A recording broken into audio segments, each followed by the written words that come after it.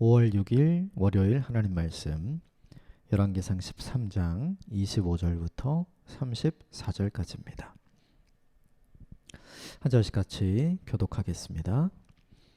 지나가는 사람들이 길에 버린 시체와 그 시체 곁에 선 사자를 보고 그 늙은 선지자가 사는 성읍에 가서 말한지라.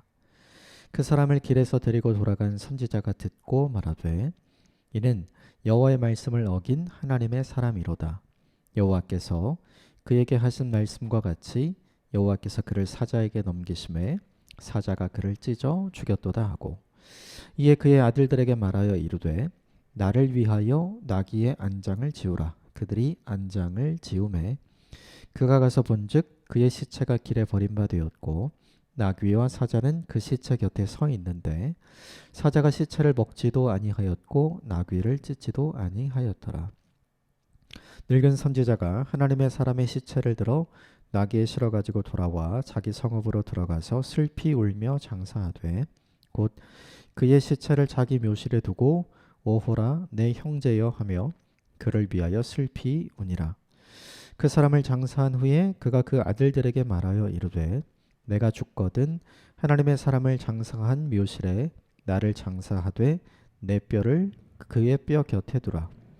그가 여호와의 말씀으로 베들에 있는 제단을 향하고 또 사마리아 성읍들에 있는 모든 산당을 향하여 외쳐 말한 것이 반드시 이룰 것임이니라. 여로보암이 이 일 후에도 그 악한 길에서 떠나 돌이키지 아니하고 다시 일반 백성을 산당의 제사장으로 삼되 누구든지 자원하면 그 사람을 산당의 제사장으로 삼았으므로 이 일이 여로보암의 집에 죄가 되어 그 집이 땅 위에서 끊어져 멸망하게 되니라. 아멘. 이것은 하나님의 말씀입니다. 오늘 본문에는 하나님께서 주일 본문 거쳐서 있는 하나님께서 여로보암의 악행을 보시고 그것에 대해서 하나님께서 하나님의 사람 선지자 한 명을 보내서 그 악행에 대해서 이제 경고하는 장면이 이제 주일 본문에 등장을 합니다. 그런데 하나님께서 말씀하신 것은 뭐냐 하면 여로보암에게 가서 경고하고 너는 그와 함께 시간을 보내지도 말고 먹지도 말고 자지도 말고 이제 바로 돌아가라. 하나님께서 그 말씀을 해주세요. 여로보암에게 하나님 명령대로 그 말씀을 신실하게 경고하고 돌아가는 중에 이제 오늘 본문에 등장하는 베델에 사는 늙은 선지자를 이제 만나게 되는데 이 베델에 있었던 늙은 선지자는 이제 거짓 선지자입니다. 그래서 돌아가는 하나님의 선지자에게 거짓말로 그를 속이게 됩니다. 쉬고 가라, 먹고 가라, 자고 가라 이런 이야기를 해요. 그러면서 처음에 거절하자 베델에 있는 늙은 선지자가 하나님께서 나에게 말씀하셨다. 그러므로 해도 괜찮다. 이렇게 이야기를 하고 거짓말을 하고 이제 속이게 되는 거죠. 그 말에 속아서 베델의 선지자와 함께 요숙하고 이제 먹고 쉬었던 하나님의 사람은 그 이후에 다시 유다로 돌아가다가 이제 봉변을 당한 사건이 이제 오늘 본문에 등장을 하게 되죠.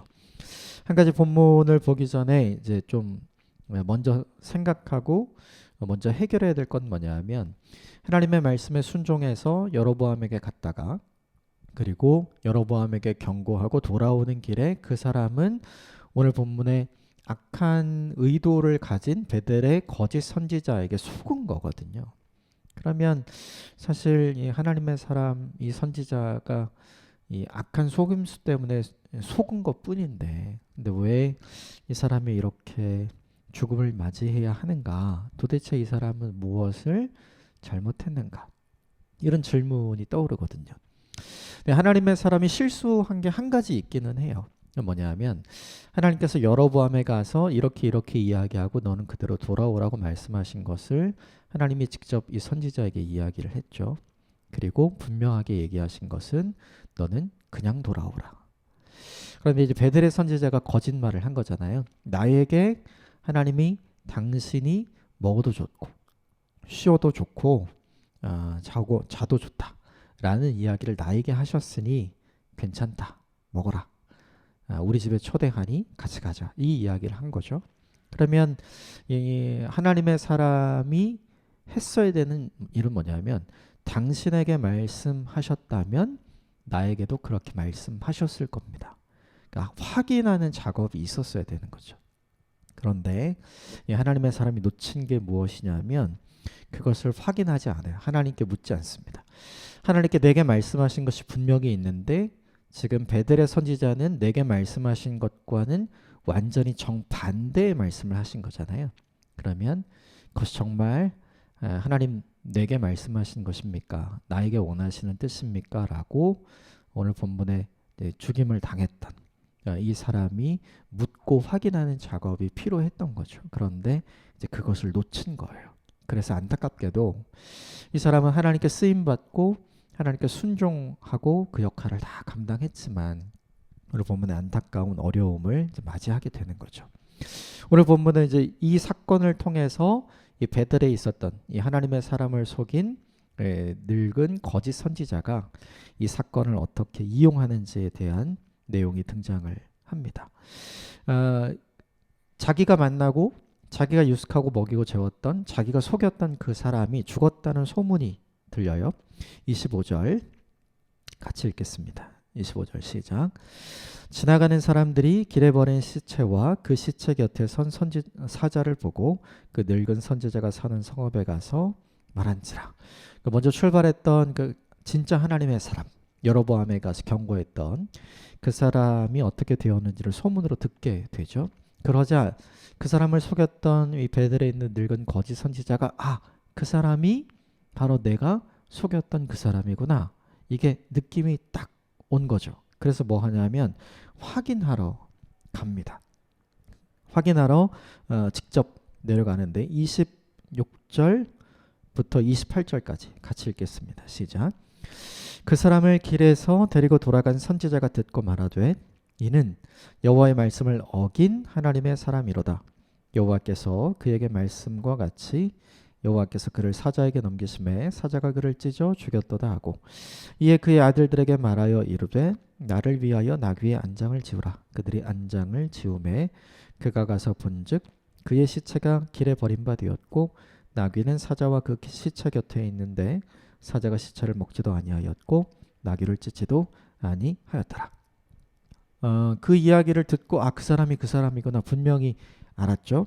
그리고 이 사람이 깨달은 건 뭐냐면 그가 하나님의 말씀을 어겼다. 그래서 이 결과가 온 것이다. 그러니까 이 본문을 읽는 우리는 그렇죠. 이 베델의 늙은 선지자가 거짓말로 그를 속여서 그를 죽게 했다는 걸 이제 알게 되는 거죠. 그리고 직접 가서 봐요. 그게 28절에 있죠. 그가 가서 본즉. 그가 가서 보고 나서 깨닫게 된 게 있죠. 그게 뭐냐면 유다에서 올라왔던 이 하나님의 사람이 이야기한 대로 진짜 된 거예요. 내가 하나님이 부르셔서 여로보암에게 가서 경고를 하고 그리고 경고를 마친 이후에 하나님께서 멈추지 말고 곧바로 다시 돌아가라고 이야기하셨다. 그렇지 않으면 어려움이 생길 거다 하나님이 이야기하셨는데 그대로 지금 다 된 거잖아요. 그러니까 이 베델의 늙은 거짓 선지자의 입장에서 보면 정말로 그 사람의 말대로 되었구나. 하나님의 말씀을 알고도 지키지 않으면 그리고 설사 거짓말로 유혹을 했다 하더라도 그것이 진짜 하나님의 말씀인지 확인하지 않고 그것에 속아 넘어갔다면 결국 그에게도 하나님께서 책임을 물으시는구나. 이런 결과가 있구나. 이걸 직접 확인하게 된 거죠. 그러면 여기서 베델에 있는 거짓 선지자가 해야 하는 일이 있어요. 그게 뭐냐면 하나님의 사람이 여로보암에게 와서 이야기했던 모든 경고는 진짜 그대로 이루어지겠구나. 하나님께서 하나님의 사람 선지자에게 말씀하신 그대로 다 이루어졌잖아요. 그러니까 이 베델의 거짓 선지자가 깨닫는 건 뭐냐면 이 죽임을 당한 억울하게 속아서 죽임을 당한 이 하나님의 사람이 여로보암에게 했던 모든 말은 그대로 다 이루어지겠구나. 북이스라엘 위험해지겠는데 여로보암 회개하지 않고 돌이키지 않으면 위험해지겠는데 이 깨달음이 있는 거죠. 그러면 뭘 해야 되냐면 여로보암에게 찾아가야 돼요. 그리고 진짜로 이런 일이 있었고 이런 일이 그에게 일어났으니 그가 말한 모든 일은 우리에게 동일하게 일어날 겁니다. 우리 돌이켜야 합니다. 회개해야 합니다. 시간이 없습니다. 빨리 기회가 있을 때, 시간을 주셨을 때 바꿔야 합니다. 라는 얘기를 오늘 누굴 찾아가서 해야 되냐면 여로보암을 찾아가서 해야 되거든요. 그런데 이 이후 본문을 보면 그런 일이 전혀 없죠. 이 베델에 있는 거짓 선지자는 그 하나님의 사람이 죽은 사건을 어떻게 보고 있냐면 그것은 그에게 일어난 일, 나에게는 일어나지 않을 일, 그리고 여로보암에게도 일어나지 않을 일이라고 생각하는 거예요. 하나님의 말씀을 받은 사람이 하나님의 말씀하신 대로 다 된 거예요. 그 결과가 좋든지 나쁘든지 지금 하나님 말씀하신 대로 다 된 거거든요. 근데 이걸 심각하게 받아들이지 않는 거죠. 근데 생각을 해보면 이게 우리에게도 있는 내용인 것 같아요. 성경엔 하나님께서 수많은 사람들의 삶을 샘플로 보여주세요. 그리고 그들이 하나님의 말씀을 사모하고 하나님의 말씀에 순종하는 인생을 살았을 때 어떠한 은혜와 복을 누렸는지를 보여주고, 반면에 그들이 하나님을 떠나서 우상 숭배에 빠져 있고 그들이 하나님의 말씀을 버리고 자신들 마음대로 살았을 때 어떤 결과를 그들이 누렸는지 다 보여주죠. 가감없이 보여줘요. 우리가 다 알고 있거든요. 그런데 그것을 우리가 우리에게 적용시키지 않는 거죠. 그러니까 오늘 본문에 이 베델의 거짓 선지자가 깨닫고 직접 보고 안 것을 자기에게나 여로보암에게 적용시켜야 되는데 전혀 그런 걸 하지 않는 것처럼 우리도 성경 전체가 보여주는 하나님의 선명하고 분명한 메시지들을 알고 있고 깨닫고 있지만 그것을 내 삶에 그대로 적용하지는 않는다는 거예요. 이게 우리의 가장 큰 문제인 거죠. 알아도 그대로 하지 않는 사람. 깨달아도 나 자신에게는 그것을 적용시키지 않는 사람. 오늘 본문에 등장하는 이 베델의 늙은 선지자는 사실 이제 거짓 선지자들이잖아요.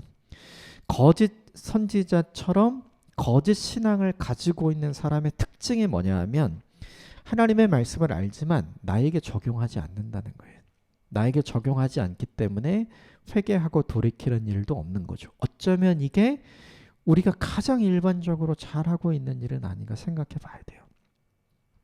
내가 어떻게 해야 되는지는 알지만 그것을 나에게 적용하지 않는 거. 하나님이 나에게 원하시는 것이 무엇인지는 알지만 그것을 구체적으로 내 삶에 적용함으로 하나님이 기뻐하시는 삶을 향해 걸어가고자 하진 않는 거. 이게 우리가 가지고 있는 가장 큰 문제가 아닌가. 오늘 이 본문의 거짓 선지자가 보여주는 모습이죠. 이것은 우리가 따라야 할 모범이 아니라 이것은 우리가 반면교사로 삼아야 할 모범이죠. 이 베델의 거짓 선지자처럼 하면 안 되죠. 직접 보고 직접 확인했으면 그것을 자기에게 적용시키고 여로보암에게 적용시켜서 하나님께서 왜 경고를 하시는지, 경고는 그 경고의 내용대로 하고 싶지 않아서 하는 거잖아요. 그래서 경고하는 거잖아요. 그래서 돌이키는 것이 필요하고 그래서 하나님 앞으로 돌아오는 게 필요한데 오늘 본문에 등장하는 이 사람은 전혀 그걸 하지 않죠. 이게 거짓 선지자와 거짓 신앙을 가진 사람의 특징이에요. 이게 우리의 모습이 아닌가 곰곰이 생각해보고 점검하고 적용하는 오늘 하루가 되었으면 좋겠습니다.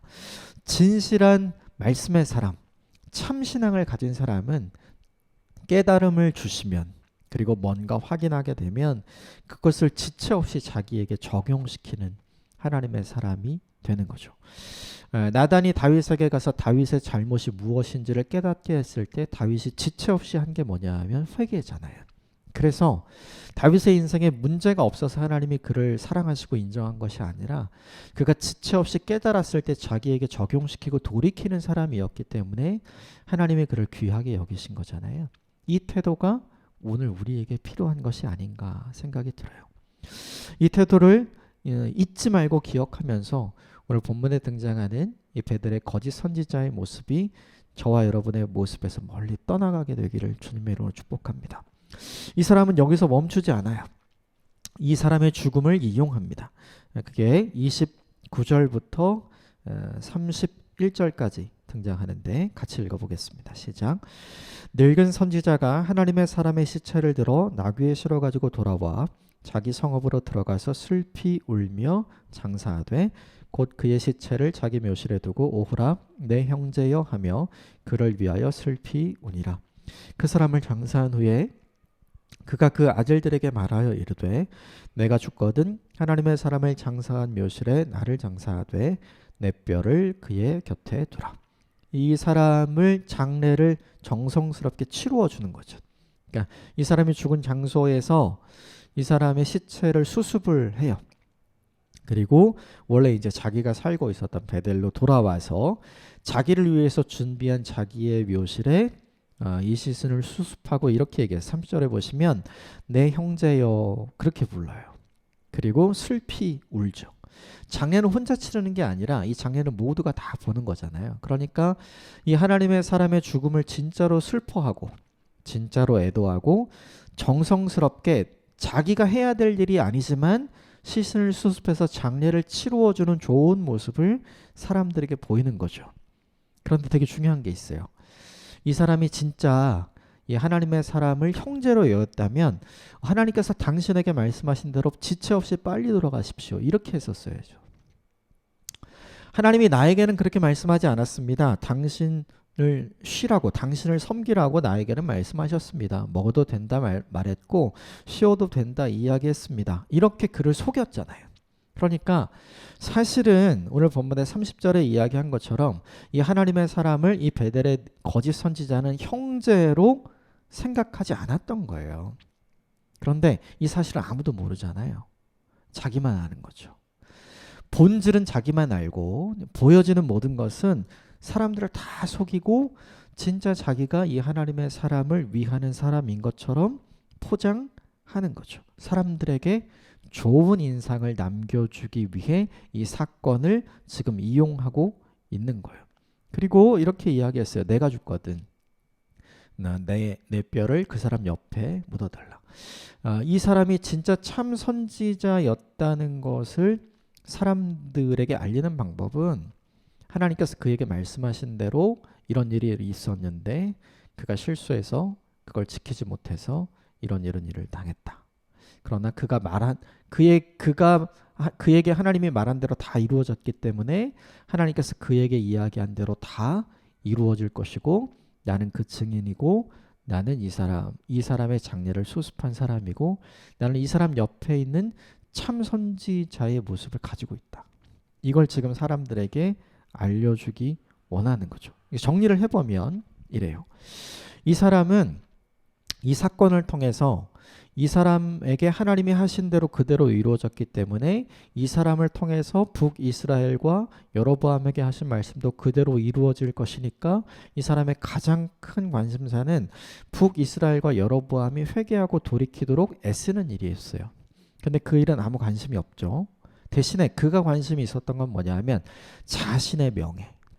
내가 얼마나 이 하나님의 사람을 정성스럽게 섬기는 참 선지자인지, 그리고 내가 그를 비록 유다에서 올라왔지만 내가 얼마나 북이스라엘의 선지자로서 내가 그를 얼마나 선대하고 내가 그를 위해서 얼마나 정성스럽게 장례를 치르는지, 얼마나 애통한지를 사람들에게 다 보여주므로 사람들에게 인기를 얻기 위해 이 사건을 이용하는 거죠. 이 사람의 관심사는 하나님의 뜻이 아니에요. 북이스라엘을 향한 하나님의 뜻, 여로보암을 향한 하나님의 뜻이 아니에요. 그게 아니라 이 사람의 관심사는 이 사건을 이용해서 어떻게 하든지 자기의 명예를 높이고 그리고 사람들에게 인정받고 인기를 얻으려는데 이 사람의 관심사가 있죠. 이 사람이 선지자인데 오늘 25절에 이 사람을 그 늙은 선지자가 이렇게 표현했거든요. 사람들에게는 저 사람을 통해 하나님이 무언가를 말씀하시는 사람이라고 사람들에게 인식되었던 거예요. 그런데 그 사람의 실제 본질은 그렇지가 않죠. 이 사람은 하나님의 뜻과 하나님의 말씀과 하나님의 계획에는 전혀 관심이 없고 이 사람의 모든 관심사는 자기만 관심이 있어요. 근데 생각해 보는 게 어쩌면 이게 우리의 삶이 아닌가 싶어요. 우리는 인생을 살아가면서 이게 중요하다고 늘 이야기는 해요. 나를 향하신 하나님의 뜻, 나의 인생을 향한 하나님의 계획, 또 나를 통해서 하나님이 꿈꾸고 계획하신 일들이 아름답게 이루어지기를 원하고 내가 쓰임받기를 원한다고 말은 해요. 그런데 정작 내 삶을 살아가면서 진짜 그것이 우리의 관심사인가 아니면 내가 관심사인가를 생각해 보게 되죠. 끊임없이 사람들에게 인정받기를 원하고 끊임없이 사람들에게 인기를 얻기 원하고 끊임없이 사람들에게 사랑과 존경을 받는 사람의 위치에 오르기를 원하고 있지 않은가. 그 장면을 이렇게 생각을 해보면 하나님은 안 보이잖아요. 근데 사람은 보이죠. 그렇죠? 정작 중요한 건 보이는 사람에게 인정받는 게 아니라 보이지 않는 하나님께 인정받는 것인데 오늘 이 사람의 관심사는 보이는 사람들에게 인정받고 인기 있는 사람이 되는 거잖아요. 근데 우리가 그렇지는 않은가 생각이 드는 거죠. 우리는 분명 교회에 출석을 하고 예배를 드리고 말씀 묵상을 하고 기도도 하고 하나님의 뜻과 하나님의 계획에 관심이 있어요. 그런데 사실 우리의 삶을 정직하게 돌아보면 내게 해가 되어도 내게 약점이 되어도 내게 어려움이 닥쳐도 나를 통해 하나님의 뜻이 아름답게 이루어지기를 원하는가? 내가 그렇게 쓰임받기를 원하는가? 내가 그것을 간절히 사모하는가? 내가 그것을 도전하는가? 생각해보면 그렇지가 않거든요. 하나님의 시선보다 사람의 시선이 우리에게 더 중요하고 하나님의 뜻과 하나님의 계획보다는 내 계획과 내 뜻이 우리에게 훨씬 더 중요하고 하나님의 인정보다는 보이는 사람의 인정과 사랑과 존경을 받는 게 우리에게도 훨씬 더 중요한 일이 아니었는가.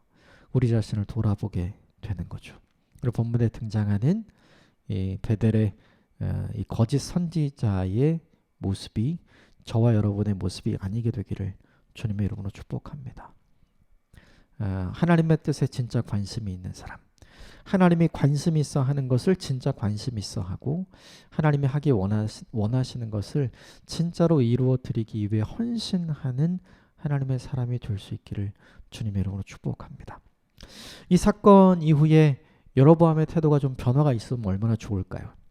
그런데 오늘 본문은 그렇지 않음을 우리에게 보여줍니다. 33절 마지막으로 같이 읽겠습니다. 시작. 여로보암이 이 일 후에도 그의 악한 길에서 떠나 돌이키지 아니하고 다시 일반 백성을 산당의 제사장으로 삼되 누구든지 자원하면 그 사람을 산당의 제사장으로 삼았으므로. 하나님의 사람이 찾아와서 경고할 때 여로보암이 제사를 드리며 분향하고 있었거든요. 그때 이 하나님의 사람이 경고하죠. 그리고 그를 돌아가지 못하게 하기 위해서 여로보암이 그 손을 내밀어요. 그때 이 손이 말라버립니다. 근데 자기 손이 정상적이지 않은 것을 확인하고 여로보암이 하나님의 사람에게 가서 간청해요. 나를 위해서 기도해달라. 내가 잘못했다. 나를 용서해달라. 하나님께 기도해달라. 이렇게 부탁을 합니다. 그래서 하나님의 사람이 간절히 기도하고 그의 손이 회복되는 경험을 해요. 놀랍잖아요.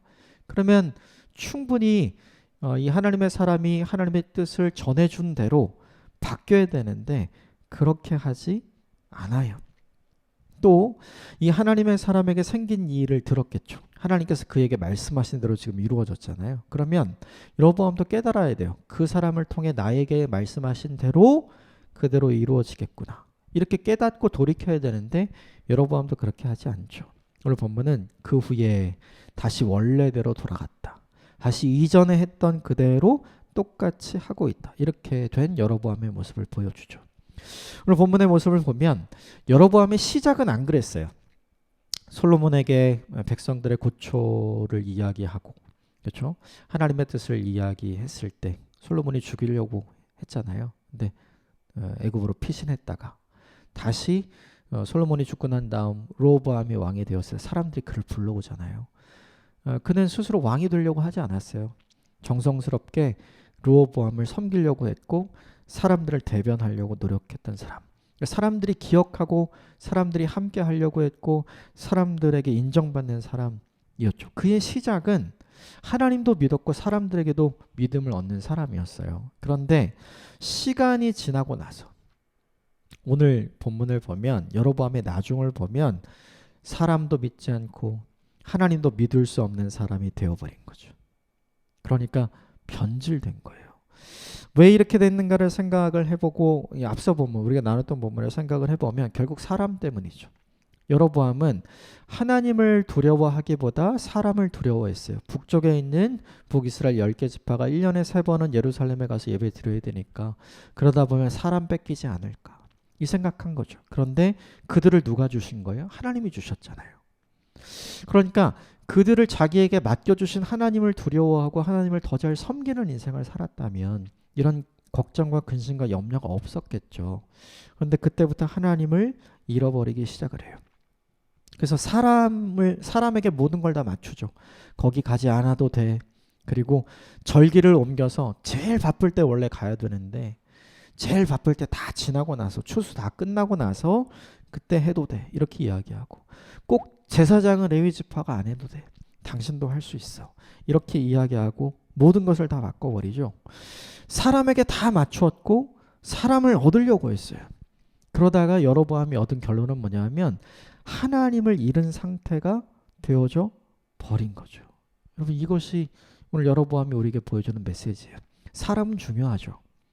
동시에 하나님도 중요해요.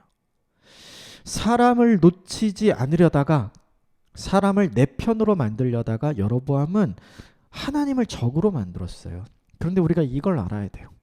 하나님을 내 편으로 만들면 하나님이 사람도 주신다.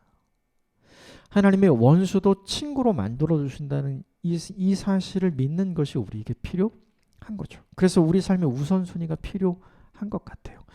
사람이 안 중요하다는 이야기가 아니에요. 그게 아니라 우리의 우선순위가 어디로 가 있어야 하는가. 사람과 하나님이라면 우리의 우선순위는 항상 하나님께 가 있어야죠. 이것은 쉽지 않아요. 왜냐? 하나님은 보이지 않고 사람은 보이기 때문이죠. 그러나 이것은 우리의 믿음이 어느 정도의 믿음인지를 보여주는 리트머스 시험지인 것 같은 거죠. 그래서 사람을 중요하게 여기지만 사람을 의존하는 사람이 되지 않게 되기를 주님의 이름으로 축복합니다. 사람을 경히 여기는 사람이 아니라 사람을 중요하게 여기지만 그 사람에게 의지하고 의존하는 사람이 되지 않기를 주님으로 축복합니다. 사람을 중요하게 여기지만 우리는 하나님을 의존하고 하나님을 의지하는 사람이 되어야 하는 것이죠. 이 여로보암의 실수를 반복하지 않는 저와 여러분이 되기를 주님의 이름으로 축복합니다. 함께 기도하겠습니다.